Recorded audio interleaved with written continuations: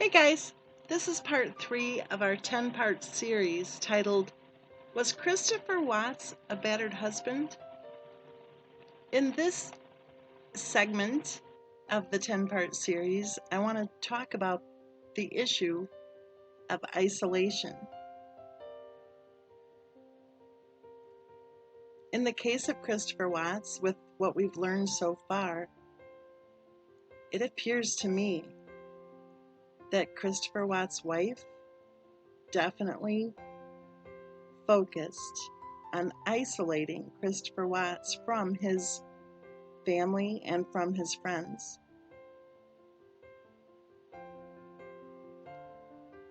You know, when they first met back in August of 2010, I think their first date was on August 10th of 2010.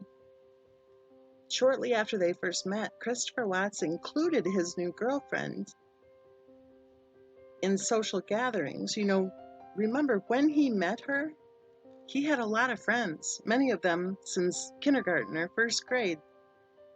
He had a lot of friends. And he and his friends had a lot of fun together. They were in their 20s. They were having a good time. He had a good job.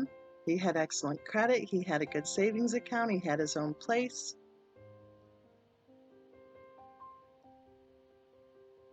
And then he met his girlfriend. And like I said, he included her in social gatherings with his longtime friends. And there was an interview on social media where one of his longtime friends was saying that when he would bring his new girlfriend along, that she was very insulting, very rude to them. She would say mean things about their homes or about their dishes or about the food. She was downright rude to them. And then a few days later, Christopher Watts would show up to apologize for her behavior. So early on in the relationship, he recognized that she was being rude. And he would show up and apologize. He'd say, hey, I'm really sorry for the way she acted. Or I'm really sorry for what she said.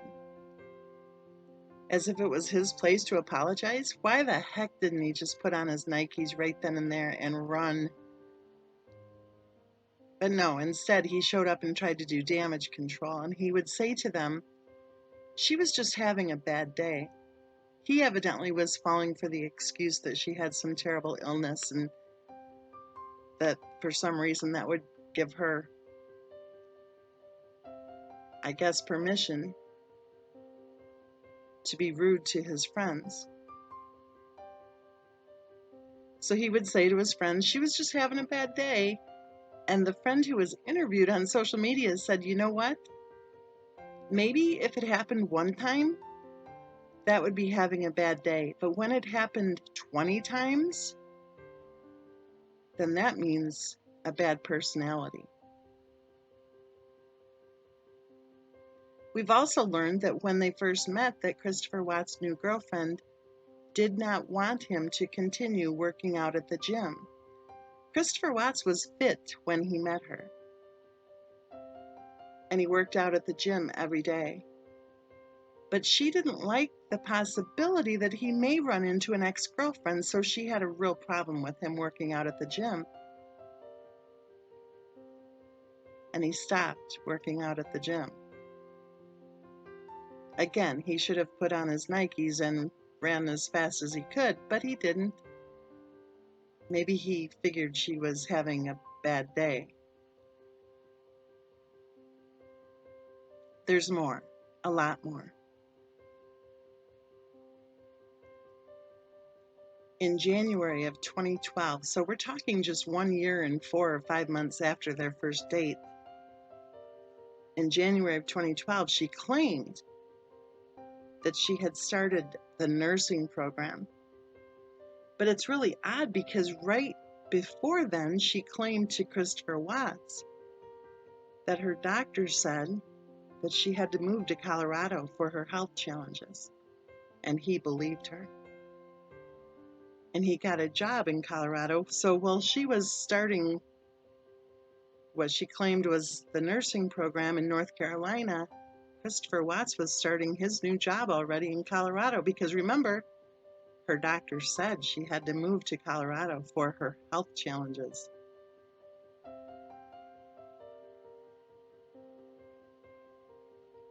She stayed in North Carolina while he headed out first, to start the new job. And she attended supposedly the nursing program for a couple months, maybe 3 months tops, before joining him in Colorado.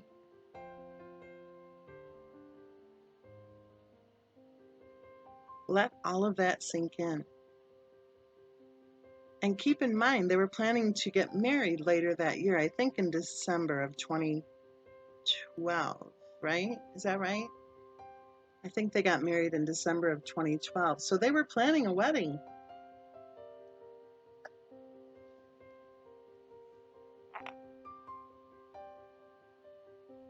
Well, at the time of their wedding planning, suddenly, before the wedding, when they were scheduled to return to North Carolina, for the week leading up to the big day, evidently Christopher Watts' girlfriend wanted his sister to take the week off work before the wedding. And the sister said, well, I can make it to all of the get-togethers, I can be there, no problem, but I can't take the week off work. And she was fired from the bridal party.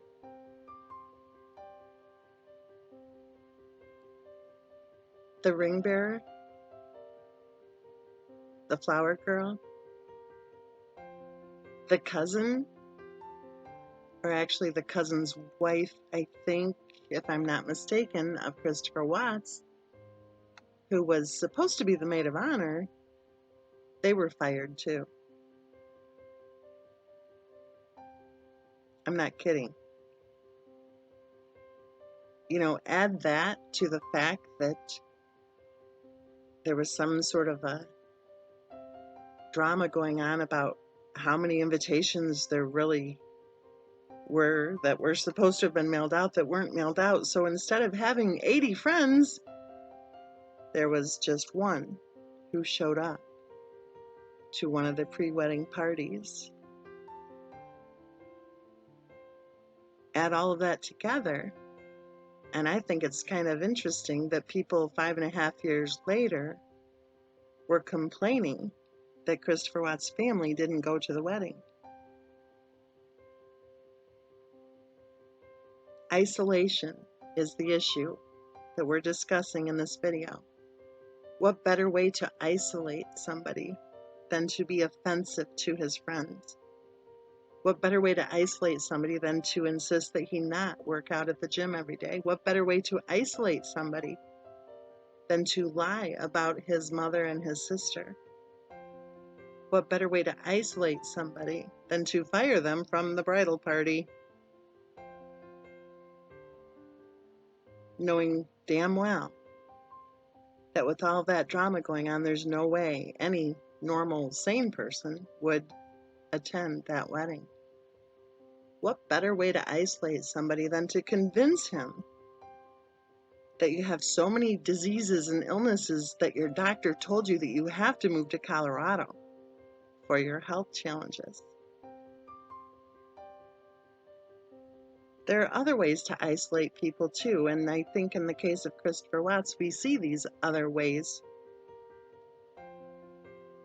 piling up, really, one right after another, especially leading up to 2018 when the tragedy occurred with that nut meltdown, of course, when she yelled at her mother-in-law. She came charging toward her mother-in-law down the hallway, yelling at her that she had attempted to murder one of the children, and yelling at her that the children would never step foot in her house again.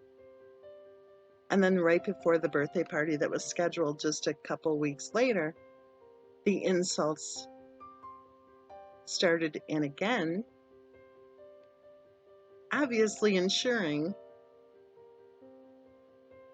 I guess, the concern, maybe Christopher Watt's wife was concerned that her in-laws may attend that birthday party. Maybe that's why she started insulting them again in the days leading up to Cece's third birthday party, to ensure that they wouldn't feel welcome to attend. And then there was the Myrtle Beach drama, when Christopher Watt's wife knew damn well that his parents were driving to Myrtle Beach. She knew damn well that they had a hotel room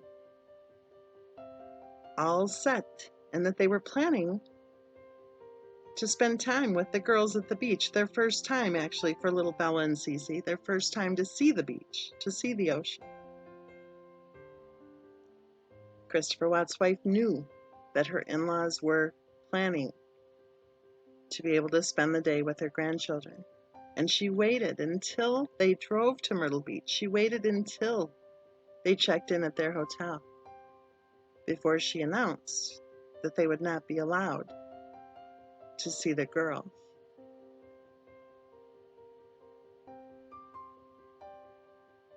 And think about this too. Remember shortly before the tragedy when Christopher Watt's father was talking with him on the phone, and the grandparents wanted to Skype with the grandchildren and say hi to the girls, right? And Christopher Watts and his father discussed whether or not that would be safe to do. They were concerned that Christopher Watt's wife might become angry if they did Skype. If Christopher Watts allowed his parents to Skype with the children. He was concerned that his wife would be angry about that. And there's a couple of other things too with isolation. You know, an abuser isn't going to just say, no, I'm isolating you, so don't plan on it, buddy. They use other tactics in order to keep, I guess, control over the people they're abusing. One of those tactics is to control their schedule, keeping them so busy that they simply don't have time to make time to spend with their friends and family members. Do you remember when Christopher Watts was supposed to give a buddy a ride to the airport? Do you remember how his wife said, no, you can't go? You have to finish cleaning the basement first? And another little tactic that abusers use with isolation in order to isolate their, I will say the word victims, is called sleep deprivation. Take an honest look at how much Christopher Watts did around the house. He took care of the kids, he fed them dinner, he gave them their baths, he cleaned the house, and he did the laundry. He mowed the lawn, he's the one who cleaned the garage, cleaned the basement. As Christopher Watts' wife very clearly boasted, he'll do whatever she tells him to. And from the looks of things, she was telling him to do a lot of stuff. And from what we've been told by people who are close to the couple, or were close to the couple, Christopher Watts was walking on eggshells. And when his wife told him to do something he didn't want, he ran. He was a nervous wreck. He was sleep deprived, no doubt. He was kept distant from his friends and family members. Do I think that Christopher Watts was isolated from his friends and family members by his wife? Yes, I do. And in my opinion, this is just one factor that I'm taking a closer look at in determining whether or not I believe Christopher Watts was a battered husband. Quite frankly, based on this one factor alone, I have no doubt. In my opinion, Christopher Watts was a battered husband. In my opinion, the case of Christopher Watts is the landmark case specific to the issue of the battered husband syndrome. And in my opinion, based on all the details of this case that we've learned so far, I do believe that it is reasonable to believe that Christopher Watts may well have been telling the truth when he said that he did not murder his children, Bella and Cece Watts.